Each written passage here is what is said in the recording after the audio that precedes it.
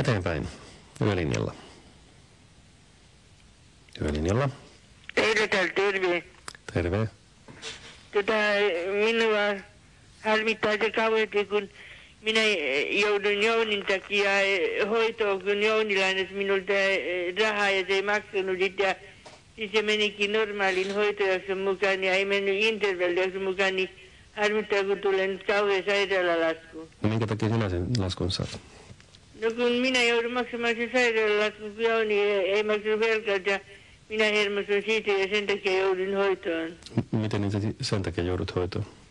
No kun minä soittelin niin paljon ja minua suututti se, kun Jouni ei maksanut velkansa. No onko Jouni nyt maksanut velkansa? Sitten myöhemmin maksoi minun tilille velkansa. No se aina hyvä. Ja sitten huolestuttaa, kun viime viikolla keskiviikkona niin Sini sai tarhansa epilepsiakohtauksen, niin jouduttiin ambulanssilla viemään hoitoon. Niin. Jorvi vietiin ambulanssilla, kun sai epilepsiakohtauksen. No voi. Oletko nyt, kuinka pitkään sinä joudut olemaan siellä hoidossa? En minä ollut kuin viikon. No ei se ollut pitkä aika. Ei. Oliko sitä apua? Oli siitä apua ja tammikuussa meni seuraavan kerran. No hyvä.